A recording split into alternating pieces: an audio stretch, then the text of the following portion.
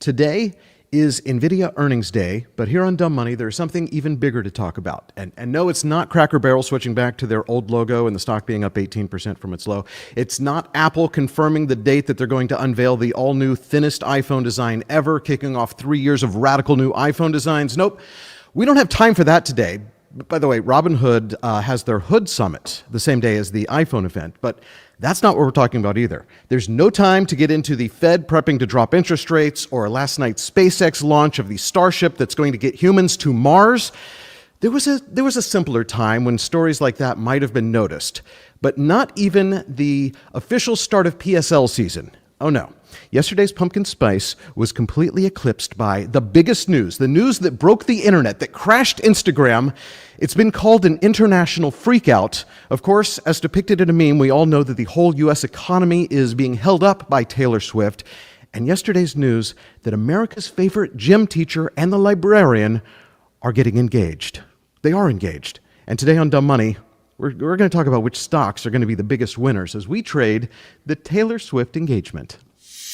This is Dumb Money Live.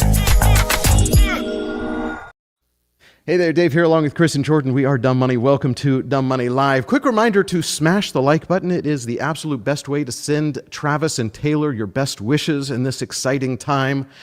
Chris, Jordan, let's first get the obvious, widely reported trade out of the way because it was on all the news outlets yesterday. Signet Jewelers up 3% because the media pretends that they understand how Dumb Money invests and that somehow an 8 to 10 carat old mine cushion cut is something that you're going to find at Signet Jewelers, which, by the way, that stock was already up 20% in the month leading up to this. So they basically just said, jewelry stock up. Which one should we write articles about? And that's what they came up with. And there's also the striped silk Ralph Lauren dress that she was wearing in her engagement photos.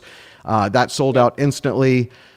Those are the easy ones, but we need to dig deeper. We're Dumb Money, right? So where are we going to start this conversation today? Do people actually buy engagement rings from Signet Jewelers? Is that a thing? I don't know. I would assume that they would get it from Jared. I thought everybody knew a guy. I know a guy, and that's how I got. Is it there? Basically, all of those big box chain jewelry stores are the same company, though, right? They're all the same company, basically.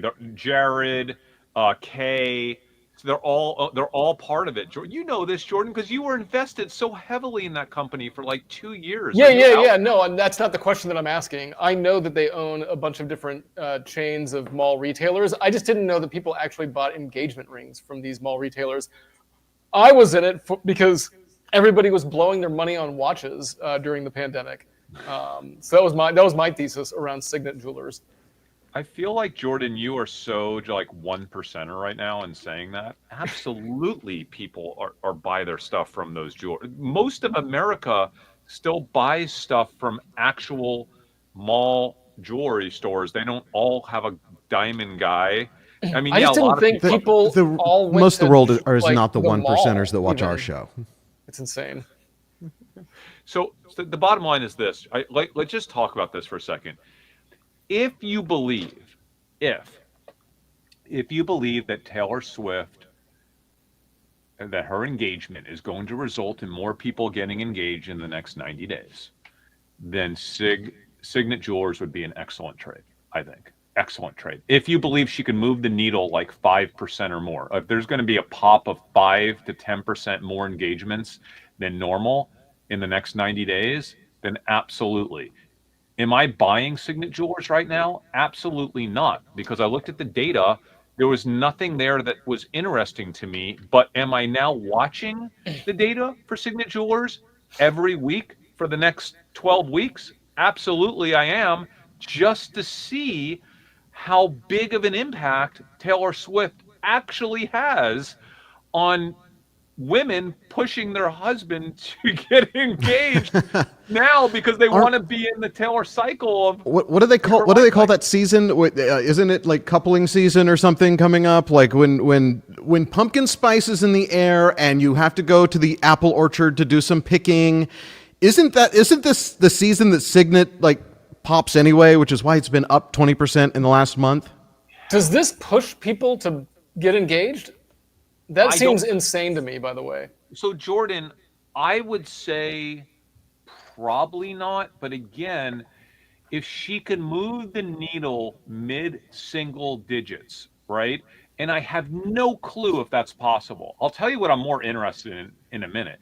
But if she was actually able to do that, it's worth me spending 5 minutes a week Oh, hold on. pulling the This data. is hot news. It's not. It's called cuffing season, which I think is great.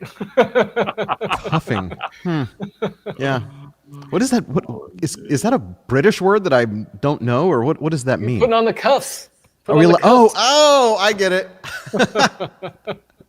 I thought it was like cuddling season or something, but No, okay, no, makes way more cuffing sense now. season. I love it.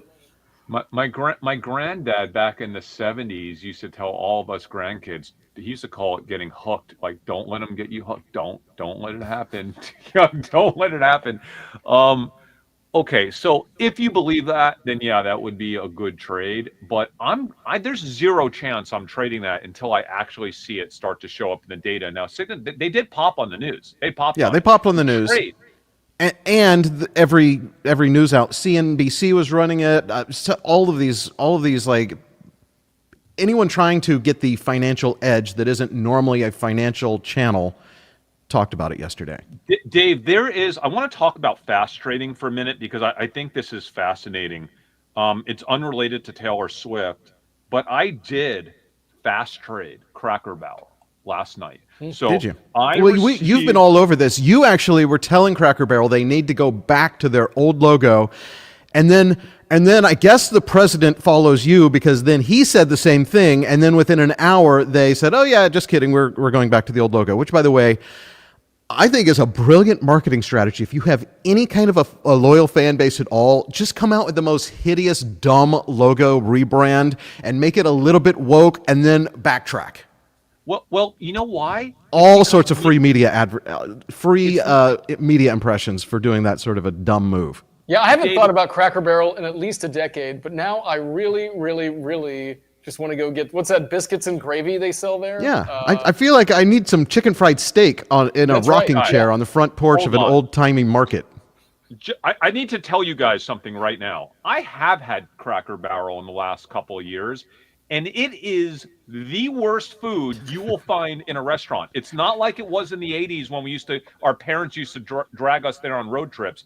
Cracker Barrel food, to me, tastes so frozen. My wife is like gluten intolerant. There's not one. They don't even have gluten-free buns, I don't think. Like it is. No, they don't have that anything gluten-free. restaurant- Did you just say gluten free? Get your woke business out of Cracker Barrel, Chris. Gluten intolerant. They don't. Anyway, That doesn't exist in Cracker Barrel. so there So- is an activist shareholder that came out this last year Yes. who basically did like a 120-page report ripping their strategy to shreds. In that report, which I read, he actually has photographs of the Cracker Barrel dishes in 2021 and then again in 2024 and shows the degree to which they have degraded, to which they have gotten worse. The food looks like junk, and it tastes like junk, in my opinion. I was there It's 10 bad. years ago, and it was awful. I can't imagine what it's like today.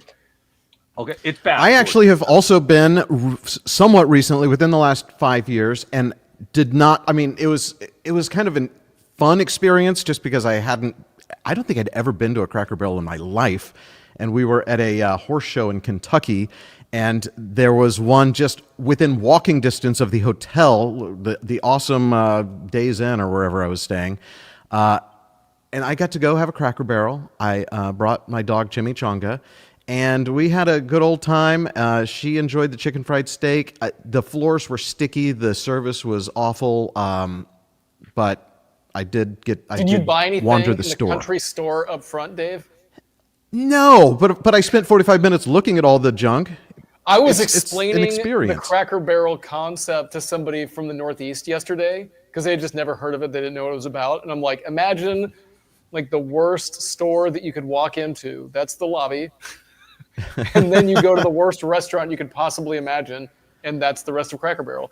Oh, and you can Well- buy a rocking chair out front. That's it. That's the store.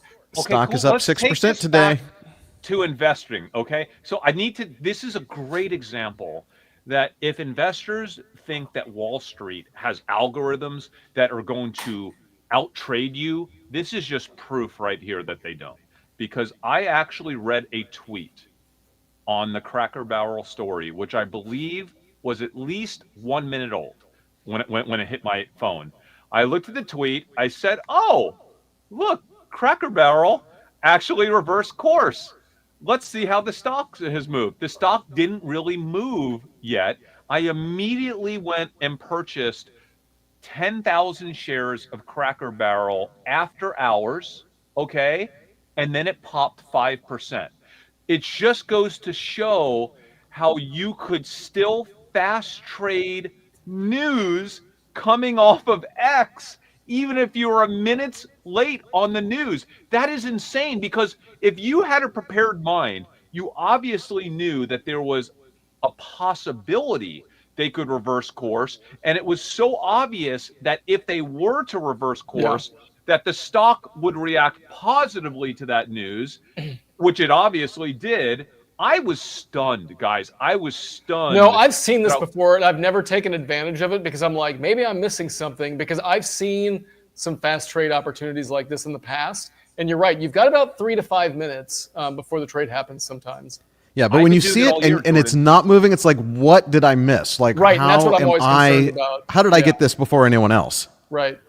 Guys, I'm literally just doing it on the sofa, reading Twitter, and then I'm not even a fast trader. Yeah. You know how I got to find my glasses. I got to make sure I'm not accidentally shorting the company. You got to do this with your phone a little bit. You got to hold it out. You know, I make a trading mistake about 1 out of every 20 trades is a mistake, just because I missed. That's a terrible average, by the way. It's terrible. Usually I do the same thing, mainly with options, because I always pick the wrong date. By the way, can I tell you guys something? I screwed up royally last week. I had Lululemon calls, as you know, okay? I thought my calls expired this Friday, which they did originally. But at some point, I traded my calls up, which is, for those of you all watching, you know I do this. When my calls are up, I will basically sell those calls. I will pocket the gains. I will take part of the profits, and I will purchase new calls, okay, at a higher strike price, basically guaranteeing profits, right? So like, and lowering downside risk. So I did that last week. But when I did it, I mistakenly bought the wrong expiration date. So here's what happened. At the end of the week, one of my buddies, Russ, I think it was Saturday. It was Saturday. He said, "Hey, like, what's going on with Lulu?" I was like, "Oh, here's what I currently have in Lulu." I just sent him a screenshot of my account. No, I did that on Friday. Excuse me. I did that Friday morning. On Saturday, he goes, "So, did you end up selling all those Lulu? Did you exercise? What did you do?" I was like, "What are you talking about? I just have options. Why would I had to have exercised?" He's like, "Well, they expired yesterday," because he saw a screenshot of my account. No. And I was like, "Holy crap!" Because there was a lot of options, of options, guys. I looked at my. Let me just say this: I check up my account. I had now purchased 8 figures of Lululemon in the last minute. I think they clear that. You know how Lululemon popped at the end of the day last week? Like last Friday, how it popped in the last few minutes? I think that was my options trade being exercised, and the market makers just assumed I would exit. And when they didn't, they're like, "Oh, we got to now give this guy shares." I think I created that big bump by accident. This is you, I bet, right here. It is 100% me. Now, I also tweeted at the time. I was like, "Look, go Lulu," but it wasn't my tweet. I think it was my inability to realize what I had in my account, and that it was going to purchase 8 figures of Lulu as a result. So, so there's my that. bad. I have since normalized my trade. I'll just say that. I've since normalized my trade. As you guys know, it's not a high conviction trade. It's a medium conviction trade. I told someone it's a 6.75 on the 10 scale in terms of conviction for me. So it's sized appropriately now. Okay. Anyway, getting back to what we're saying, you could fast trade this stuff all day long. It's easily doable. What else on Taylor Swift? The other big thing is Ralph Lauren. I looked at Ralph Lauren. I pulled the data. Honestly, if the data looked good on Ralph Lauren, I was prepared, and I did buy a little bit, but I was prepared to actually put on a trade because honestly, both them wearing Ralph Lauren, Yeah. like that's could be a big deal if the company already had tailwinds. I haven't done the work on Ralph Lauren in the last few months. I'm not going to buy it just on that. I'm not doing it. So I think that's smart. And did you see the headline today that Travis Kelce has launched a new line of clothing with American Eagle? that's actually kind of interesting for American Eagle, I think. I'm going to watch that. Yeah.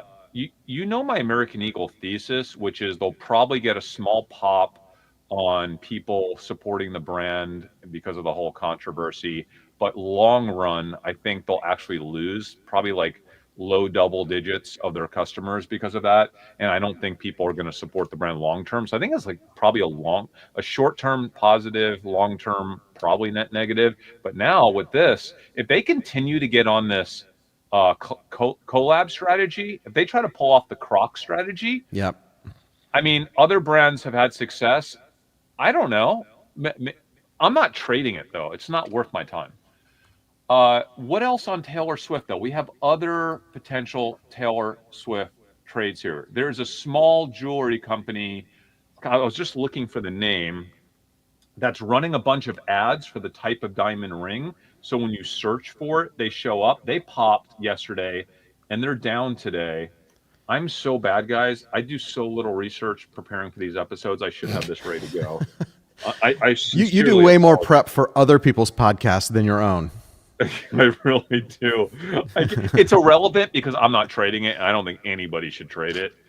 But so I'm in Sphere, right? Did I say that right for the first time in my life? Sphere.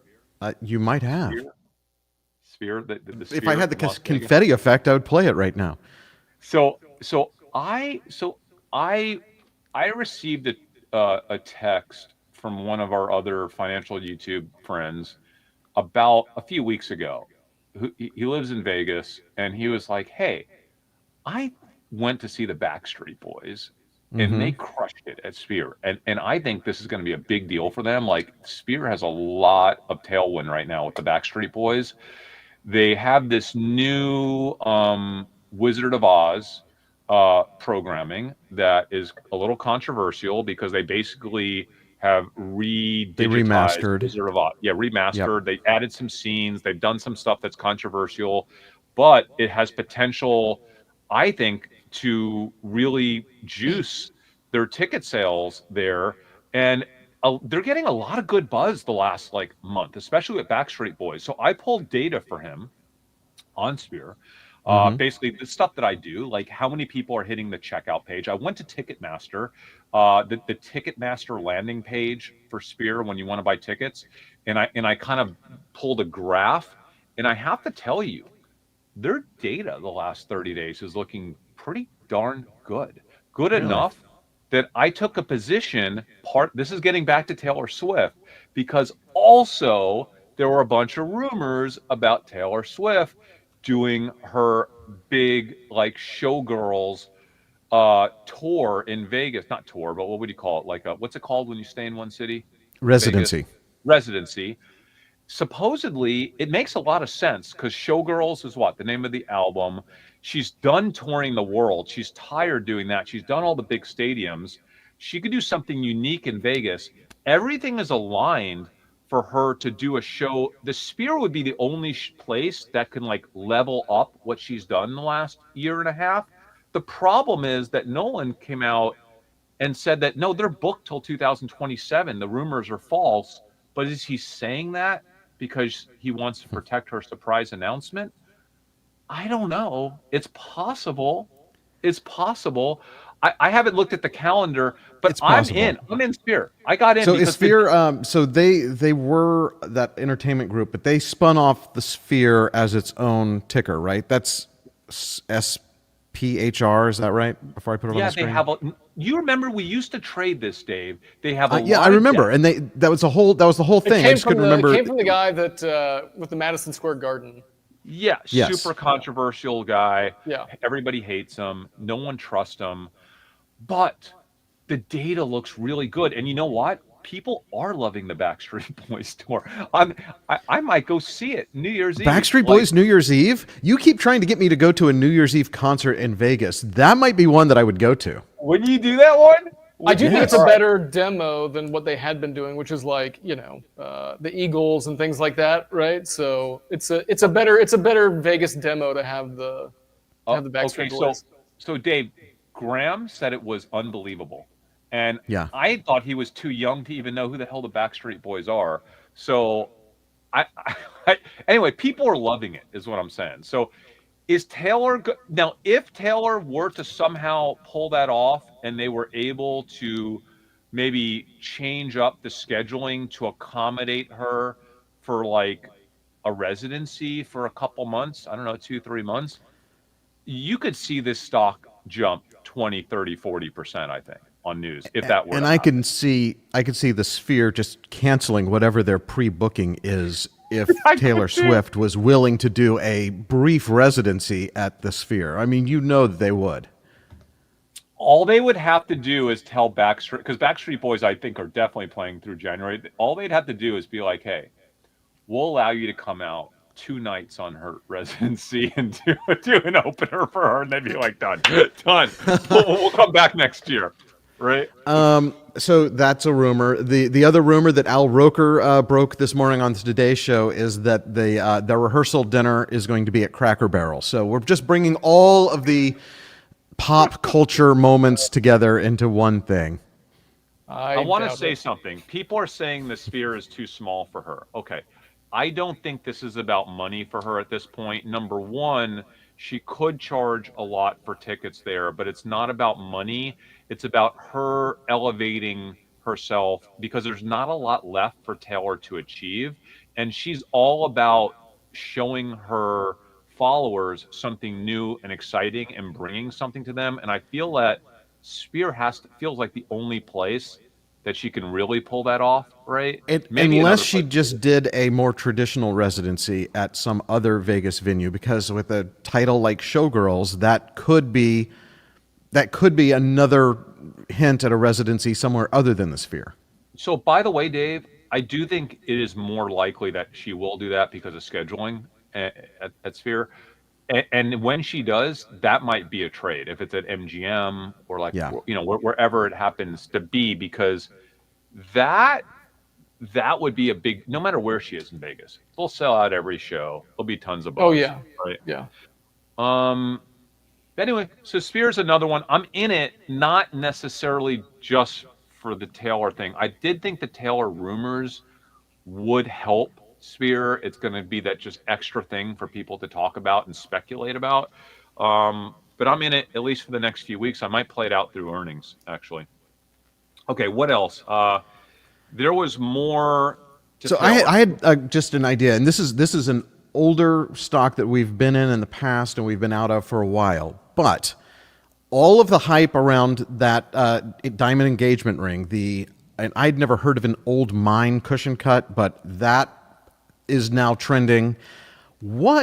And the idea of an 8 to 10 carat ring, which is what they've estimated that to be. What about the old lab-grown diamond companies? Like, could the trend towards just oversized diamonds that would be astronomically priced for normal people, but in the lab-grown world, an 8 to 10 carat wouldn't be $1 million? It would be more reasonable, right? What was that? No, What was that that- company that we used to invest in? No, they're in the dumps, man. Are they? I'm not Are they? liking that company. I think they might be bankrupt for all The I know. I moissanite will- company, yeah. Zero Moissanite. That was chance the word they that would I touch that. hated. Moissanite. Moissanite. Stop. Okay, how about Dave? Starbucks, though. Remember, we've been talking about this. It's on my. Starbucks. It's on my list. I hate Starbucks. It's the last company I want to put even a penny into, but they've been kind of teasing this Taylor Swift collaboration that I assume will be launched right around her album release date. I would consider trading Starbucks that week, just that week. Just because of speculation, I want to get ahead of it. So maybe I'll throw some money in Starbucks the week before, trade it for 7 or 8 days. The It Taylor would- Swift was. Yeah. It would not be the first time that Taylor and Starbucks collaborated. They did in 2021 when they were promoting the re-recorded album Red. And so we know that there's a relationship there. We saw the Starbucks post somewhere on one of their socials that Instagram. glittery orange background, which is basically the color for Taylor's new Showgirls album. So yeah, I think that that's a very reasonable thing to look into. That's something I'm absolutely considering, because Taylor only does things bigger and better. So I understand she's done a collaboration before, but I would assume if she's doing it again with Starbucks, one, she wants it to be more interesting, more special, and bigger. And you know who really needs it to be more special and bigger? Starbucks, because that company, man, Starbucks needs something. they Yeah. need something. They need a triple espresso. And by the way, if I trade it, that is a trade, and I will sell and not look back on it. The same way I did with Cracker Barrel. I sold my Cracker Barrel today. Okay, I bought it last night after hours. I got out of it today. I made enough money off that trade to basically fund all my Cracker Barrel visits for the rest of my life, if I were to actually go there a few times a year, which I won't. I never want to be invested in that company. No chance. I don't believe in the company. I think their food is horrible, and I just don't see it long term.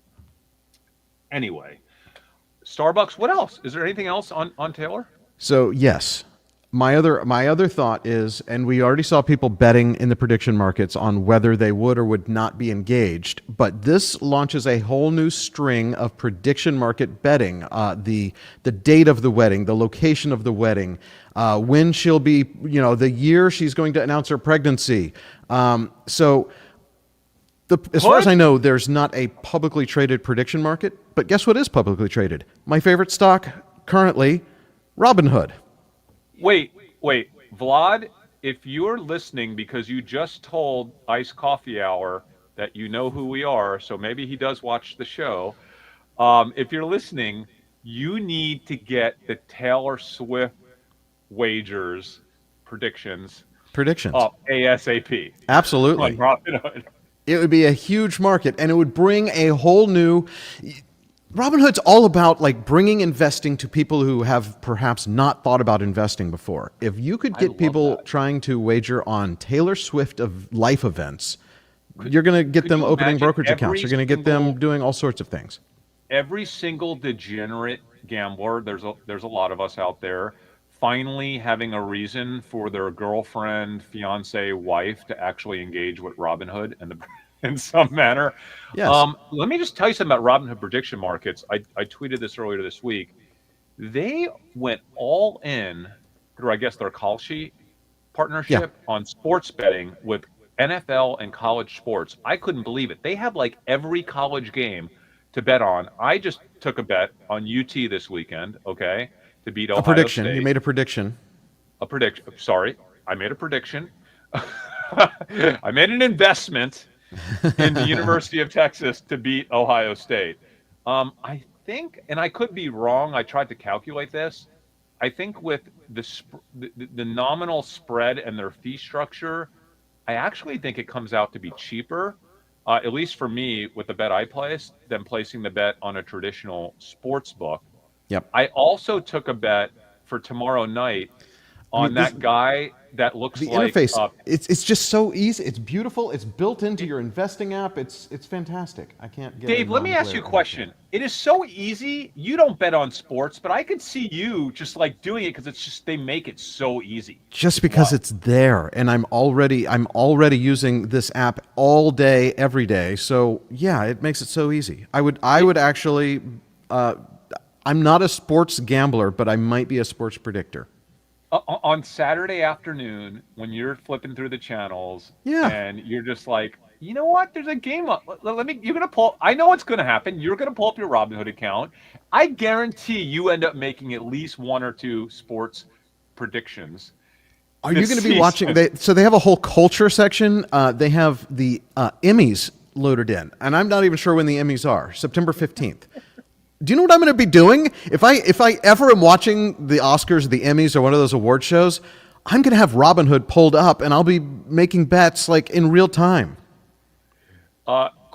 Question for you. Have you guys seen, I know Jordan has, Jordan, have you seen this Dylan Raiola who plays for Nebraska that basically is a mirror image of Patrick Mahomes? He looks like him. He acts like him, has the same glasses, the same haircut, the same pregame ritual, the same throwing motion, the same. This is the funniest It's really story I've weird. seen. Yeah. So I took a wager on Robinhood on the Nebraska game tomorrow night just because I wanted more of a reason to watch this guy play. But again, I would never go on a sports book and make that wager, but because it was on Robinhood and it's just so easy, it took me 20 seconds. I didn't have to like go through a VPN to pretend that I don't live in Texas, right? Which, by the way, doesn't work anyway with any of those sports Yeah, betting apps. they need geolocation. I don't have to risk that they're going to find out that I did that and then like not pay me what I won when they realize I legally betted out of state. Like, I don't do that anyway because like I can't figure it out. But it's so easy. It's great. Yeah. Anyway. So my biggest Taylor Swift stock pick is Robinhood right now. All right. Are there any other wedding stocks? Like I don't even know what the wedding, like the knot, is that even still a thing anymore? Or No, like I Crate and think Barrel, they're would no they longer- would they have any benefit? They're no longer public, but this is what I want to talk about this episode as it relates to Taylor Swift. I really don't have any Taylor Swift trades other than the Sphere, and that one's like low probability that is real because of scheduling. But I think the bigger opportunity here is not the engagement. Are you ready for this? I think high likelihood Taylor Swift gets pregnant this next year. And if and when that happens, think about it.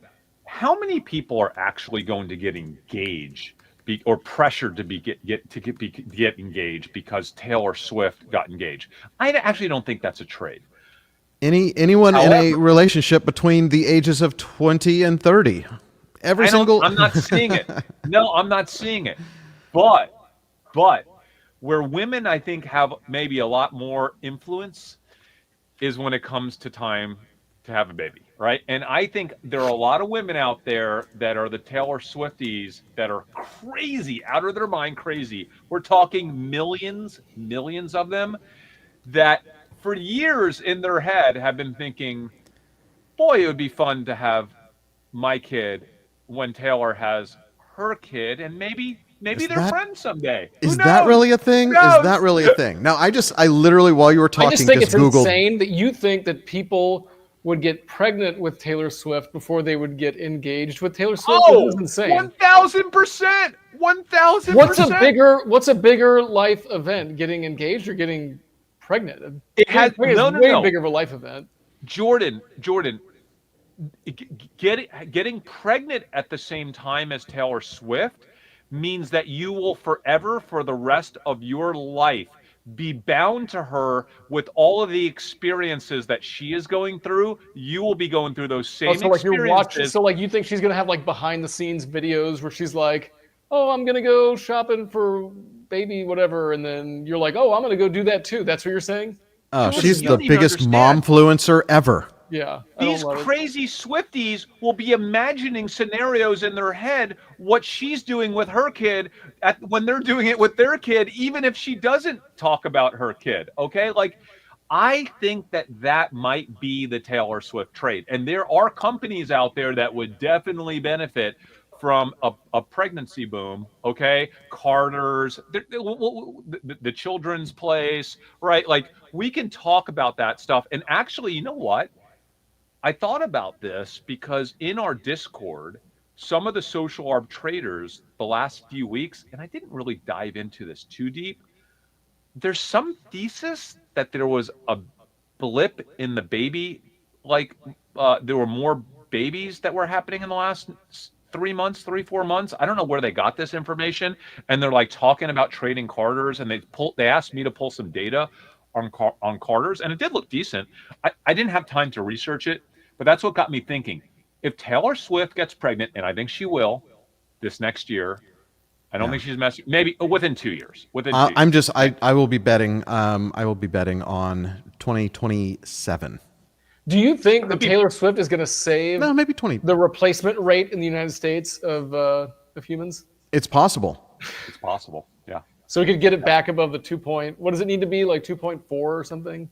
I think about 2.4. I literally while this conversation was going on, I googled, does Taylor Swift want kids, because I don't know. And, well, AI tells me that Taylor Swift has expressed a strong desire to have children starting in 2012 in an interview that she envisioned a fantasy of a bunch of kids running around and wanted to be as dedicated as a mother as her own mother.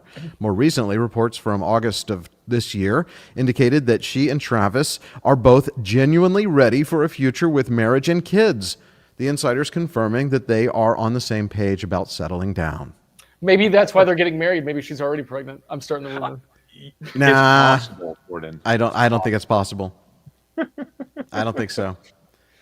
Yeah, they actually got engaged 2 weeks ago, and they coordinated when they would make the announcement so that it would line up with the release of her album and that podcast they dropped together and his American Eagle. Do you think that do you think they had like Zoom meetings with their publicists about there's like, a when full the best time to team get working on engaged this? would be? Absolutely. Guys, there's nothing left for her to do in life other than she's already achieved it all. Of course she's having kids.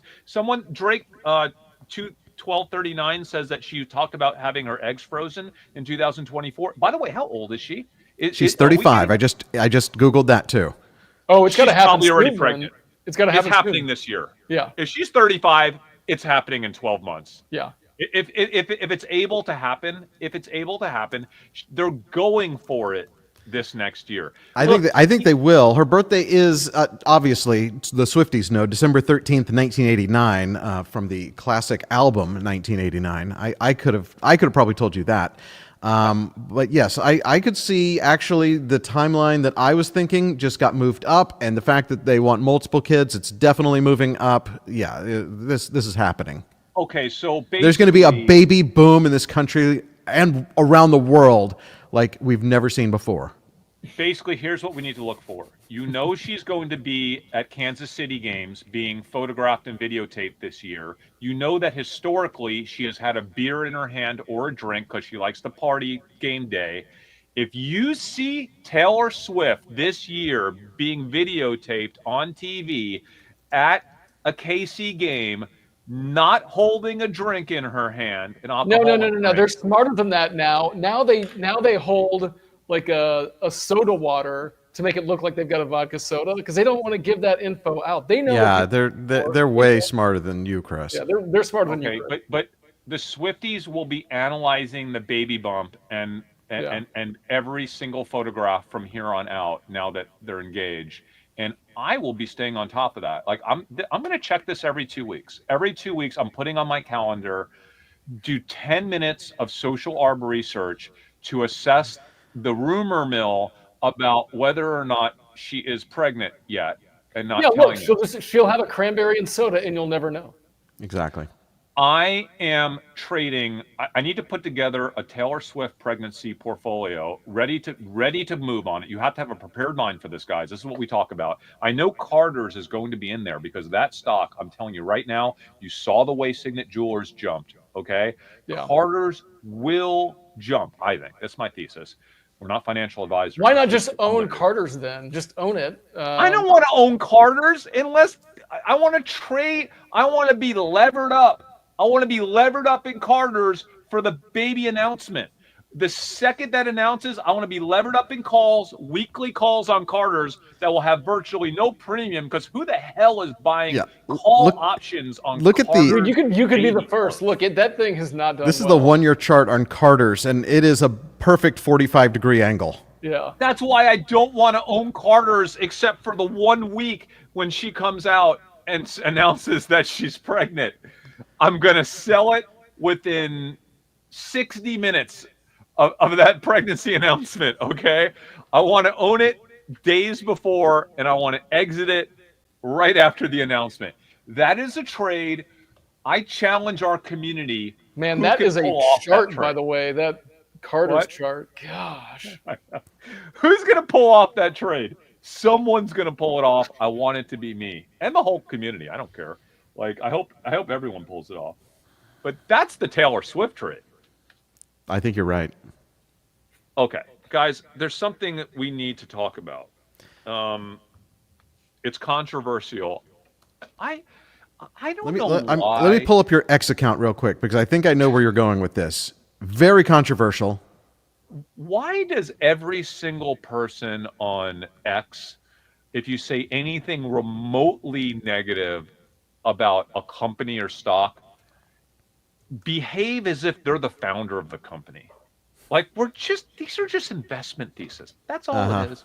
And So, just like, because, by the way, just because you're saying something negative doesn't mean that you're negative on the company, but you have to be realistic about all the possibilities.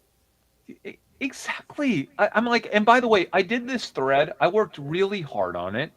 I spent like my entire Sunday 2 weeks ago. I think it was a fantastic thread, by the way. Thank you. Thank you. I did work hard on it. Yeah. And the thread is something that's been really bugging me because one thing that we've relied on for the past 18 years, almost equivalently to anything else, it's almost as important as the comment analysis that we do on TikTok and other social channels, is search traffic. I've always said that search traffic, G Trends, Google Trends, is the best data source in the world for investors, and it's completely free, but you have to learn how to use it. You can't just like go on there and pull charts because you'll get confused. You'll misconstrue what you think the data is showing you. But our community has become experts at extracting alpha from search traffic. Okay. And over the course of this summer, our community has started to notice wild anomalies in Google Trends data, things that I've never seen in 18 years. I probably spent more time on Google Trends than anyone in the world. And the part of the reason why I got so amped up on Lululemon is because like 14 different product categories at Lululemon were hitting all-time highs in the middle of the summertime on Google Trends. And these are seasonal items that normally peak on Black Friday or the holiday week of Christmas. I'd never seen anything like it before, ever, in 18 years. And we started speculating something is off. Something is really off. Okay. These are some examples from your tweet. This is Lululemon shorts, and you see this like all-time high, like eclipsing even the peaks, the annual peaks. And it just said something has to be wrong. There's something going on with the data. What could have changed with Google Trends, not just for this search term, but for a bunch of other search terms? And Dave, Jordan, remember earlier this year when we talked about, Google has to be losing 1 or 2 or 3 points of search traffic to ChatGPT based on our estimations. And then they came out with earnings and didn't. And then they came out with earnings again last quarter when we were like, we think they might be down 3 or 4 points of search traffic, which is pretty big. And they actually grew search traffic and grew search revenue. And now we're seeing these anomalies on G Trends. And I start doing research and speaking to people, realizing that a lot of people working with AI scientists that I spoke to said that they are now tapping into Google search at ChatGPT and other AIs, other LLMs. Now, ChatGPT used to rely mostly on Bing, but this summer they started expanding well beyond Bing. And Jordan, you might even have some experience with this because you're working on some apps that do a lot of search. So we looked into the data agreements that Google had, both on AdWords and Google Trends. And what was astonishing is that they don't mention anything about external third-party AI being included or excluded or filtered out. So I think on AdWords, I think it was AdWords or maybe Google Trends, they mentioned that they do not include the Google AI summary data, okay? Because they have full control over that. But what they don't have control are the 1 billion people using ChatGPT. And in some situations, when you put a query into ChatGPT, it generates not just one search, Yeah. but it could generate dozens, or theoretically, if you're doing deep research, hundreds of search queries that not only search, but then will do deep search and actually click on links that could be advertiser links. Okay. Yes. And nobody was Could talking be, yeah. about So we don't really know. I'd hate to, point at things that we don't 100% know. But yeah, I think that anytime you're working with AI now, especially some of the thinking models or the deep research models, we know that they've got access to the internet, and they use one method or another to get that information. Generally, the easiest way is a search engine, right? Because you can use natural language that you generate from the LLM to then interact with the search engine. So yeah, it could be one query, it could be tens, it could be, like you said, it could be 100 query. We don't know, and it probably depends on the context and the things that you're doing with the LLM. But yeah, we're pretty sure now that that these LLMs are talking to Google. So Jordan, I want to ask you a question because like I did that post, it got, I don't know, 700,000-ish views. What's really interesting, there were some articles that were printed the days after talking about my Twitter thread and analyzing the extent to which that might actually be happening. And then yesterday, a Michael Perek wrote an article called AI, the Open AI versus Google AI Data Dance, okay? RTZ number 825, if anybody wants to read it. And in this article, Jordan, I sent to you and Dave, you could maybe explain it a little better.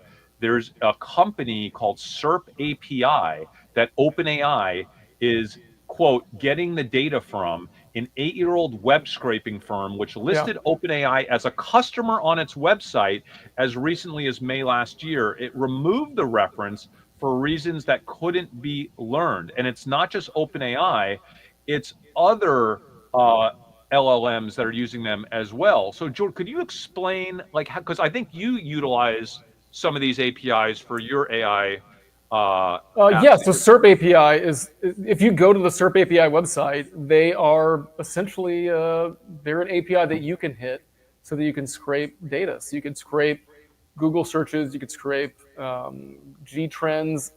If you look at their site, I mean, they've got like 60 or 70 products, right? And so they're like a one place that a developer can go and just hit APIs and not have to worry about the complications of spreading requests across IP addresses or spoofing user agents or any of these things that you'd have to do in order to get, past like a corporate firewall or a corporate, because Google has protections in place to keep you from programmatically just hammering their systems. But the SERP API is one of these companies that works to mitigate those factors by spreading the request across tons of servers and caching and all of these different things, right? So that's kind of the goal of SERP API. And so I don't know if it's confirmed or not that OpenAI uses SERP API. It would certainly make sense if they did.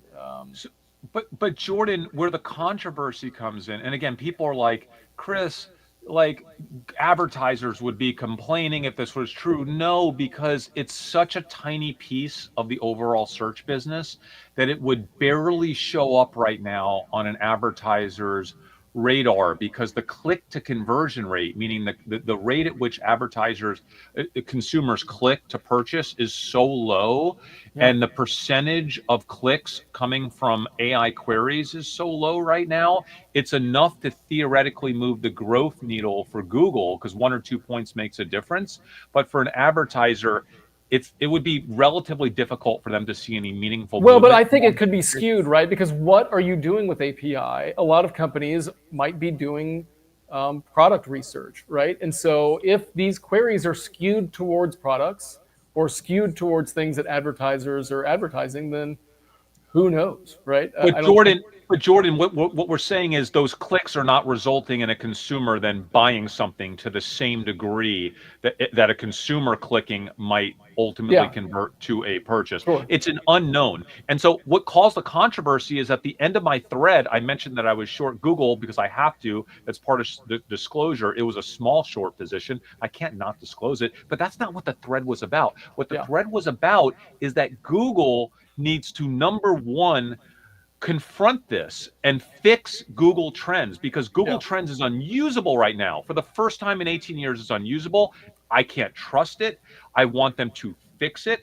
And on AdWords, they owe it to all the world's advertisers to tell us, are 800 million people that are utilizing ChatGPT queries, and many of those queries just basically present summary data, are they clicking on their ads?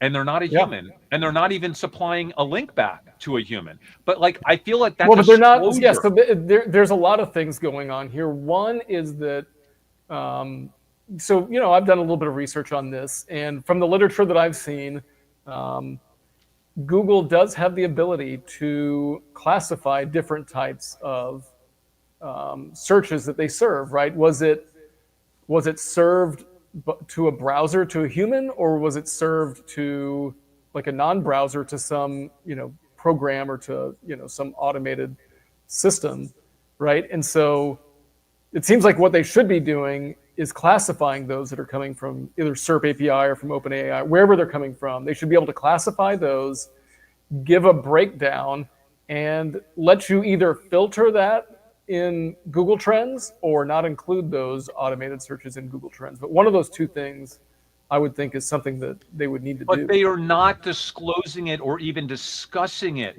in their on their product page to advertisers for AdWords policy. They just don't talk about it, which tells me that perhaps, maybe, let's be honest here. This is helping Google right now. This is quite possibly helping drive more searches. Yes, but that's the right. That's the if we're going to be if we're going to be like conspiracy theorists about it, then I think that there is a piece of us that's like, they're keeping this held secret so they can just inflate their search numbers, and they can continue making revenue from their, the one place that they make the bulk of their revenue, which is search. It's a theory. It's a theory. We don't know. Yeah. But if that's what's happening, the reason why I was shorting Google, and I'm not shorting them anymore, I'll explain that in a second, but I was shorting Google because should that surface to the world that that's happening, that one story would be catastrophic. And I'll remind everyone that when Eddie Q earlier this year mentioned that he was seeing, for the first time in history of Safari, a reduction in queries, that Google dropped 9% in one day. And then it quickly rebounded when Google said, no, we're growing queries overall. But are you? Yeah, or that's the big question. Or artificial, like mass AI queries pushing the number up artificially. So like, that's the only reason why I short it. But then look, I think that's the question, but that's what we want, is just transparency. I don't think we know one way or the other. I think we kind of lean towards, we think that they're being inflated because of the obviously the test that you did, and the articles that have come out lead us to believe that these AI queries are influencing the traffic results from Google. And so I think they just need to be transparent about it, right? I think that's the biggest thing about being an investor in general, is that sometimes there's no right or wrong. We just want you to be transparent about what's going on in the company. Yeah, there's a real lack of transparency, and it's upsetting. But I do want to give Google some credit here. Yeah. What Google has done with Google Trends is something that no other big tech company has done. Back when we had ticker tags, Jordan, we so aggressively tried to get that type of data from Zuckerberg and Facebook, and it was like, absolutely not. Yeah, Facebook was a no-go pretty much. The Google Trends is a gift to the world. It's a gift to investors. It's a gift to advertisers, marketers. Honestly, like, I have so much respect for that company by even putting that out there in the world for us, that I sincerely just want them to fix it or address it. But you know what else happened this week? So right after I put that post out, like 3 or 4 days later, our communities, a lot of these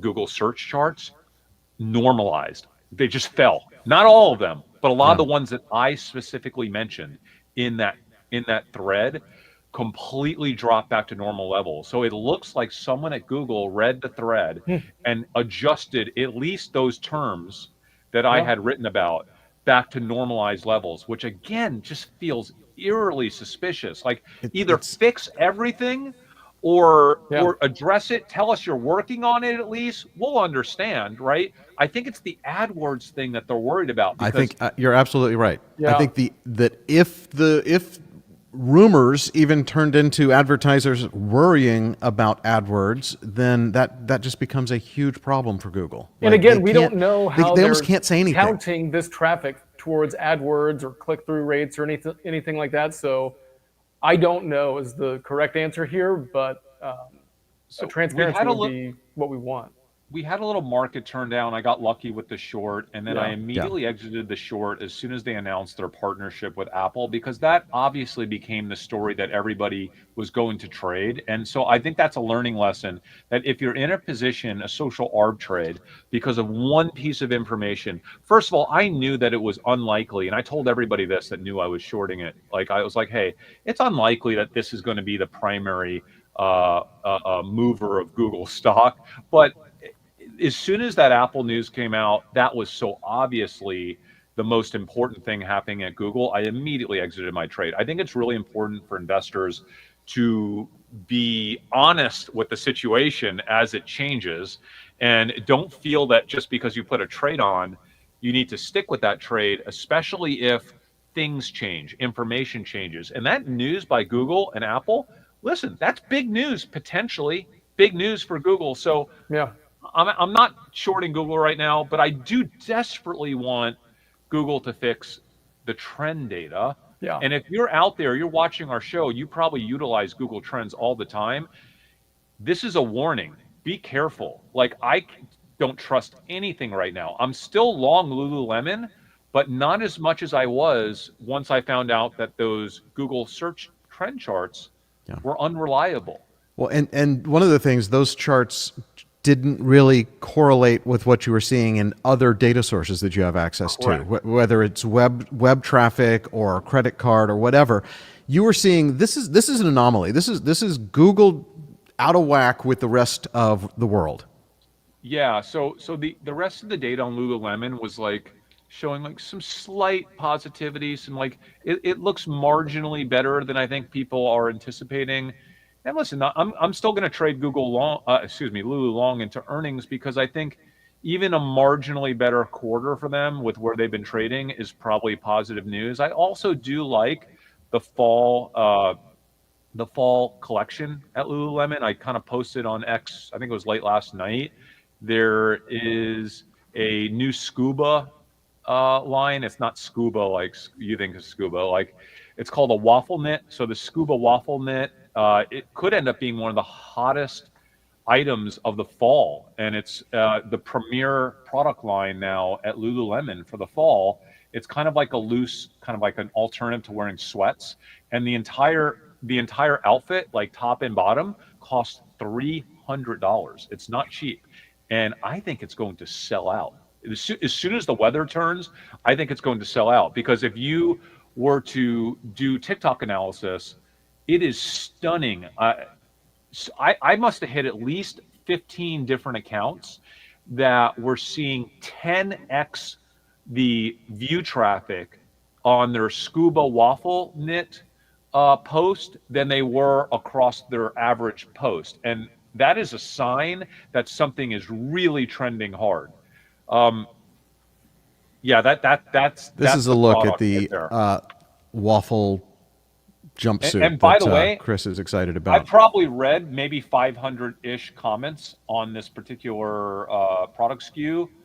Almost universally, every single one obsessed. Like they loved it. Listen, I can't get in the head of a 20-something, 30-something female why they would like that. I went to the store, I looked at it, it felt nice to me. I mean, that I looks don't know, comfortable. but If they made that in guy sizes, I would totally just wear a sweatsuit all day. Just go back to the Adidas tracksuit that I used to wear in 5th grade.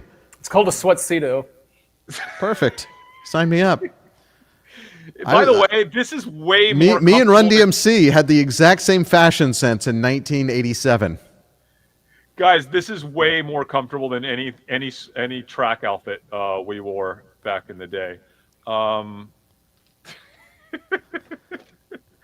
Anyway, All right. that's the Google thesis. I think that's just what it is. I want to talk about it because people were ripping on me. People were so upset when you short a stock, and if they happen to be long, Yeah.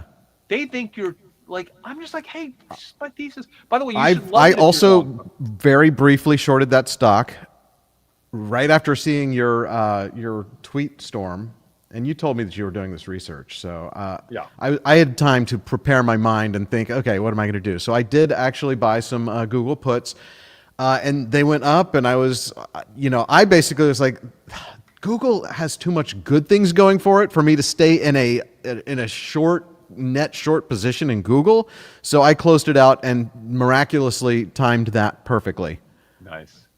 Not think because made I money on knew one what I too, was yeah. doing, but just because I was like, no, Google has too much good going for it right now. I can't be net short, but I am going to just keep an eye on it. And if there are any like mainstream media reports of Google's being investigated for its AI clicking its ads. Yeah, look, or I think the anything like that. G-Trend stuff, since it's like a freely available resource, is tough. It's like it is what it is, and we're just hoping that they normalize the data the best they can. Yeah. But AdWords, that's where you got real money, right? So That's you where it got gets real. advertising dollars, and so that's where they need to make sure that they've got it buttoned up pretty well.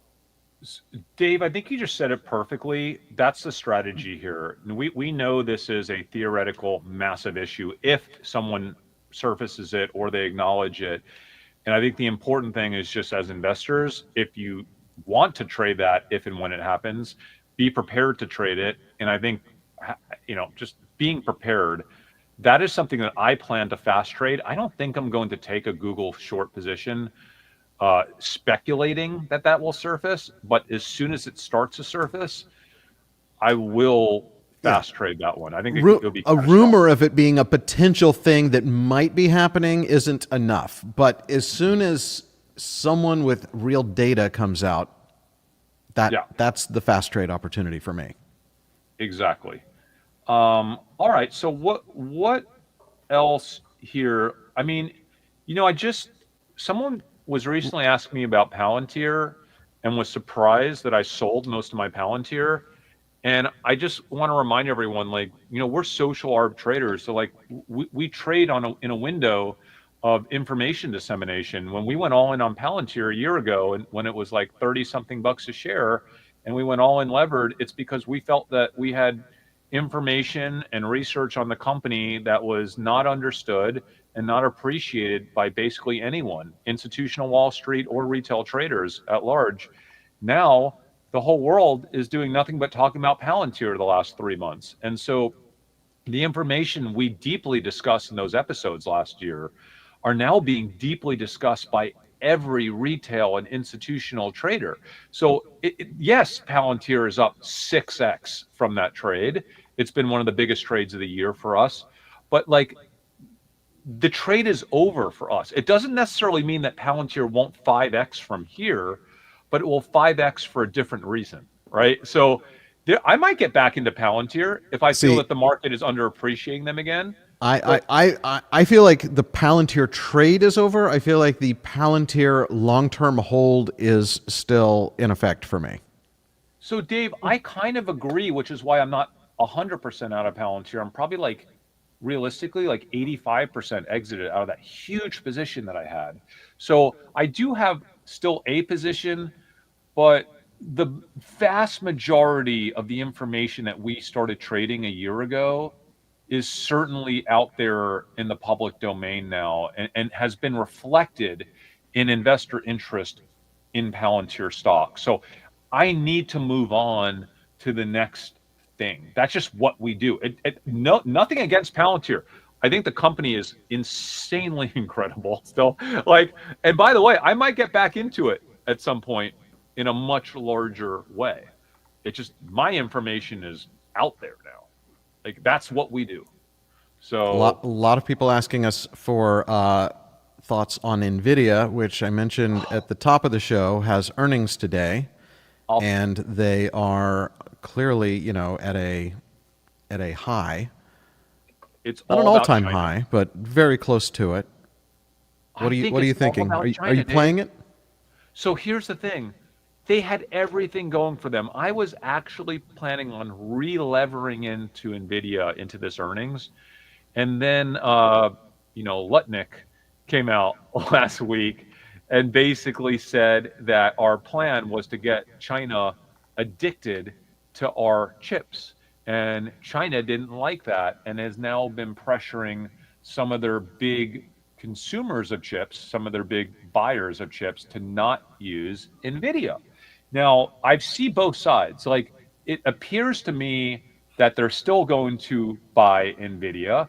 I'm trying to track the supply chain. I have people that I follow that do a pretty good job there, and just the information is conflicted. I am a little bit concerned that Jensen is going to take a cautious take on his outlook as it relates to China, because there's some degree of uncertainty around whether or not the government in China is going to continue to pressure his customers to not buy his chips or not. So I think that, like, cloudiness over China is what leads me to not want to go all in on Nvidia on earnings. Nvidia is a huge position. I'm not selling my Nvidia. I do have a few calls that I added on top of my position. So I'm a little bit levered, but not anywhere remotely close to what I was the last 3 months. So, I mean, I don't know. Does that explain where I am? I think there's some question marks. Yeah. I think more likely than not, they're just going to do just fine. How investors react. What are investor expectations right now on Nvidia? Is it a sell? And again, I don't see this as a social arb trade. I don't see this as like I'm waiting for a key piece of information like their earnings. I can't tell you. I imagine they're going to have good earnings. Is it good enough to blow out the stock? Who knows? But this is the AI company. Like, I can't think of a company that defines AI more than Nvidia, and so I just have to be in it as we're, the industrial revolution of AI is taking over. I thought there might have been a small amount of social arb left with China before Lutnick said what he said. And then I think that trade's over. Yeah, I kind of, well, it's just to be determined. It's not as clear cut anymore. So I agree, Dave. There's not a lot left. Like, I'm not super levered in Nvidia right now. Whatever happens. I'm not overly concerned about it. I don't think anybody can have that much conviction going into this Nvidia earnings call, because it's really hard to assess what are investor expectations. Like, it's hard to have conviction on a trade if you don't first have conviction on what investors are expecting. Yep. Because, like, even if you think you know what's going to happen during earnings, if everybody thinks that something more than that is going to happen during earnings, it doesn't necessarily help you. Yeah, it all comes down to what does everyone else think? Yeah. I don't know. It's never been harder to figure that out when it comes to Nvidia. But we'll see how the earnings did today. Will you be watching that? I will be. We have. Are you trading anything into the Apple announcements in 2 weeks? What do you think they're really going to announce? I mean, come on. What do you think, Dave? I know exactly what they're going to announce. I've seen the products. I have beta 8 on my phone. This is what the new iPhone will look like, except for it will be in orange and blue instead of desert gold. So should we care? You tell me. Well, I think the thing to care about isn't really the iPhone Pro. It's the fact that they're revamping the entire iPhone. the lineup is going to have new models that have never been seen before. So there's going to be This an year? iPhone Air for the first time that will be shown in 2 weeks. iPhone Air will be the thinnest ever, except for the camera bump makes it not the thinnest ever. Do people Remember care? when we didn't used to have camera bumps? I wish we could go back to the day where they could figure out how to fit the camera in the phone instead of having it hang off the back. I digress. But we will see the Air, and it will be thin. It will be shockingly thin. Now it does have some drawbacks because of that. It's going to have a smaller battery, so not as good battery life. It only is going to have one camera, but as a fashion accessory, is something that you could use maybe as your second phone. I have to get one just to actually feel it, but I don't think it'll be my daily phone because I end up using my phone, 112% of the battery every day. Dave, that sounds so bad. That sounds like the type of thing that everyone is going to rip Apple for. Like, first of all, just go to the store if you want to feel. Everybody cares about two things. We all know this. They care about the battery life, The battery and the camera quality. Yeah, and they've taken you're they've telling me that they're downgraded going- both in the new Air in exchange for having a smaller, lighter, smallest phone ever. Who's asking for that? Nobody. Well, you're not, but a lot of people are excited about that. Really? Yes. Are you sure? But I don't know how well it will do as a product category because remember when they had the iPhone mini, the smaller version? I can't remember what they called it. That was the coolest little phone, and it would make a great secondary phone. But it did not sell well because you really want if I'm going to carry the most capable version of it, right? Dave, That's just me. I love Apple almost as much as you, and this just sounds horrible to me. But then, Like, okay, so they have a 3 years of products that are in the queue and haven't been announced. They're not going to announce them all this week. They're going to announce the Air this week, along with the new normal iPhone and the new Pro. And the new Pro has better cameras, better everything. I believe it's going to be a unibody. They're going back to aluminum instead of titanium. It's going to have a glass cutout to have the fast charging. It'll have faster wireless charging than ever before. That sort of thing. But next year, 1 year from today, they're going to announce the Flip iPhone, which is going to open like a book, this style. Okay, and it's going to have we've seen Samsung, we've seen other phones that do that, but this one is going to have apparently some new special engineered hinge and screen that doesn't show that visible crease. I can't imagine it's going to be completely gone, but it will be less prominent than in years past with other brands. So you can basically just get a bigger screen. Bigger screen. Walk around with an iPad. It will have basically it should be not much thicker than a normal iPhone. Opens up to be iPad sized, closes down with a full screen on this side. It will have cameras inside and outside, so it's expected to have 4 cameras total. That will be next year. Then the year after, we're supposed to see, this is the one I'm actually most excited about. It is the iPhone 20th anniversary edition, that supposedly, we've always had bezels that are getting smaller and smaller around the edge of phones. Supposedly, it's going to not only get rid of the bezel, but it's going to curve all the way around so that screen is the sides, and the only way you can even see non-screen is by flipping it over and looking at the back. It should be really slick looking design. Too, and then you could never see a bezel. If you do what? What did we say? Just put a screen on the back too, and then you never have to see a bezel. I mean, that will be iPhone 30.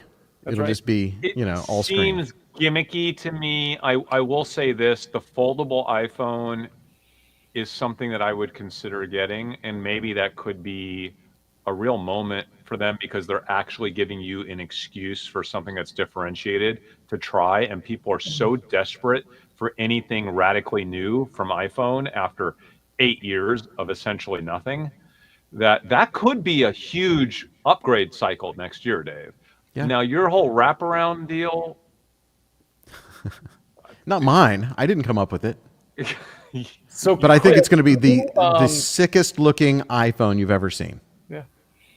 I don't know, man. Chris, did you see the latest news about LLMs and revenue sharing? No. So Was this today? Perplexity AI has come out and said they're going to share, at least for certain products, maybe one product, maybe more, 80% of their revenue with the content providers that power their AI subscription service. So So my that question is, what's that? that's a real kind of game changer, not necessarily for them, Well, but just think about the model and the precedent that they're setting for other LLMs and other AI providers that, because I mean, uh, really, if you look at ChatGPT or if you look at any of these LLMs, maybe they're paying some to Reddit or some of these data agreements that they have, but are they really compensating, the publishers of data for the content that they're putting in their LLMs? no, they're not. The big question here, I think it all comes back to Google again. And again, I don't want to Yeah. upset people that feel that they were co-founded Google, but we are quickly kind of moving in a direction of massive disruption to this model that Google generates almost all of its revenue from. It's that, but also like there still needs to be an incentive for original content creators to publish information, because if it's only served in a secondhand nature through LLMs and it's not specifically cited, there's no way for that content producer to get revenue or recognition for the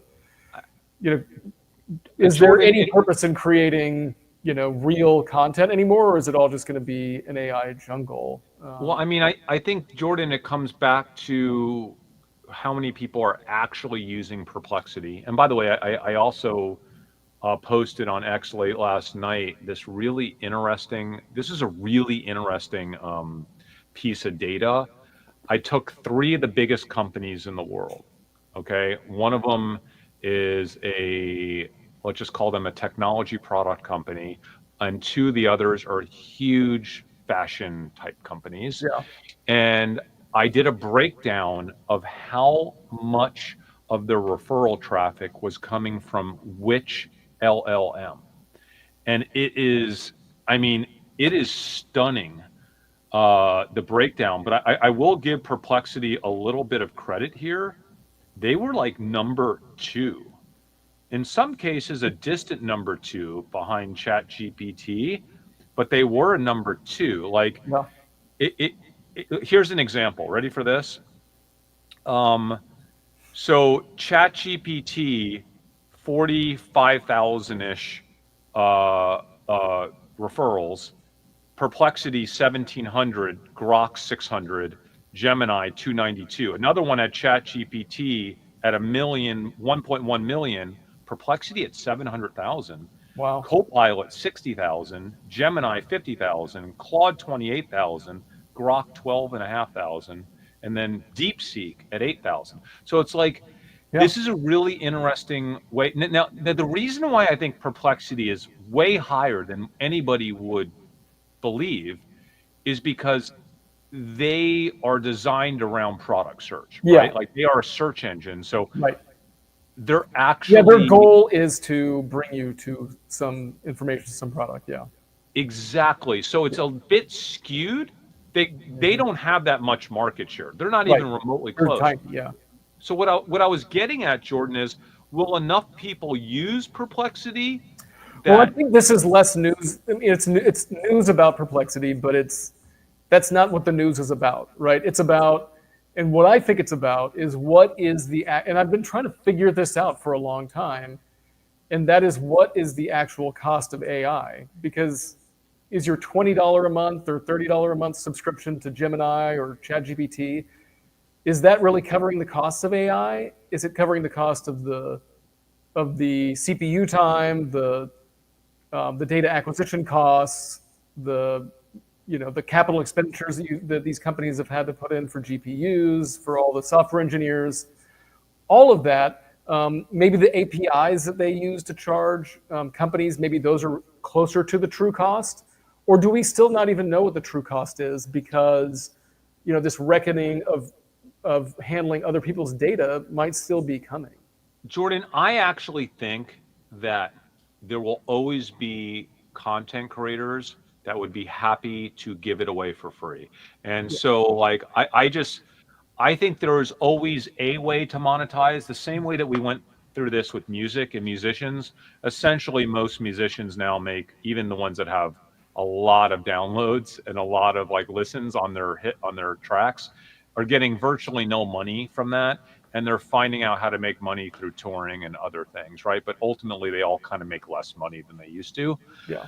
I think the same thing happens here. Dave, wouldn't you agree there are just so many content creators? If there will always be people to do similar content for free for LLMs just to get their name out there and their content, even if they end up making less money or they have to get more creative.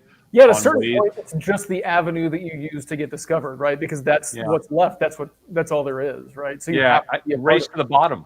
Right. I think it's a race to the bottom, and I don't think you can stop it. I don't think because like, do you really care when you see an article that's in the New York Times or Wall Street and you don't have a subscription? Do you buy a subscription, or are you just like, I'll just look for someone else talking about that subject matter that I can read for free? 99% of us, I think, do that all the time. Yeah. And by the way, we have it comes money to buy the subscription, and we still don't do it. Yeah. I have to hit the same paywall like a dozen times before I will realize, okay, this is a source that I keep hitting because people are linking to it. So I have my Bloomberg subscription, but I don't have a New York Times subscription because if I keep hitting the same paywall and I don't want to have to keep searching, okay, who else is talking about this exact same thing that I can. At a certain point, you just get subscriptioned out, right? And you can't subscribe to everything, and you have to pick and choose your battles.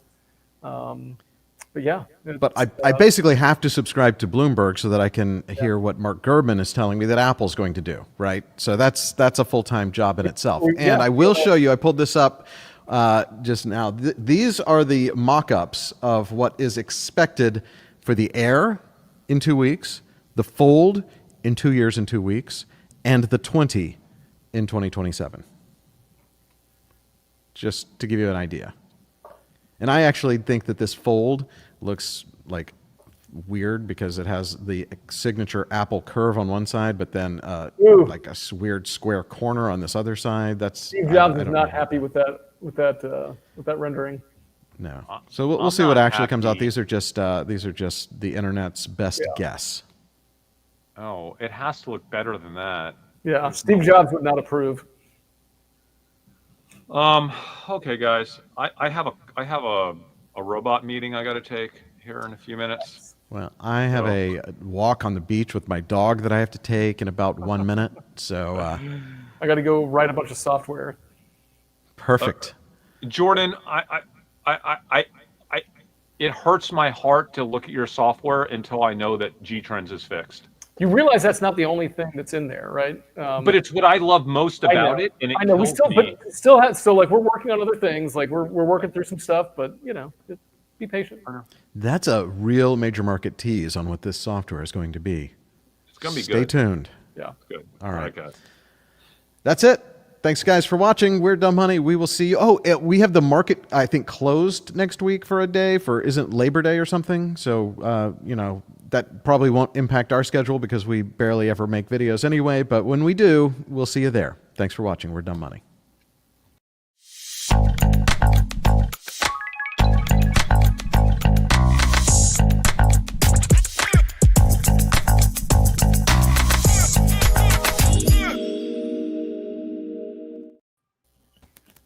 Hey, Chris, so the other thing we're doing real quick